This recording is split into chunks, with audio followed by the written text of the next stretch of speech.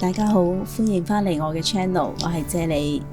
今日我會用雞蛋嚟同大家分享一個經濟實惠又快手嘅餸嘅。呢個餸無疑係良美嘅首選啦，亦都係放工返嚟趕住煮飯嘅首選嚟嘅。今日呢度呢，我準備咗5個雞蛋嘅，咁我而家將啲雞蛋打咗落個碟度先。你哋今日好嗎？留言話我知，你哋平時趕時間嘅時候會煮啲咩餸啊？調味方面都係非常之簡單嘅，我會用1/3茶匙嘅鹽啦，1/2茶匙嘅糖啦，同埋1/3茶匙嘅胡椒粉嚟調味嘅。如果各位對我嘅食譜有任何疑問嘅話，歡迎你哋留言問我啊，我都非常之樂意同大家一齊分享嘅。打好咗啲蛋漿之後，擺埋一邊備用先啦。跟住我仲準備咗一啲蔥啦，我會將佢切成一粒粒嘅蔥花啦。蔥嘅多少冇乜所謂，你中意食多啲就可以落多啲，中意食少啲嘅就落少啲啦。咁話說呢，呢一道餸呢，就係一個街市賣菜嘅姐姐教我整嘅，因為本身我係唔多食蔥嘅，咁但係我食咗呢一個餸之後呢，我竟然愛上咗啲蔥咯。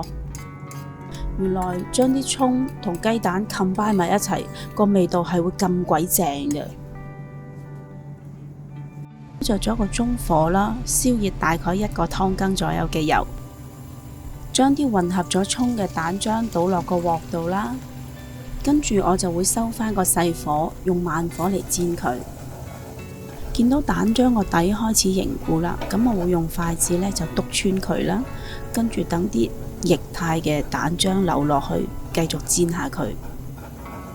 咁樣做呢，個煎蛋就唔會個底係已經燶咗啦，但個面都依然未熟咯。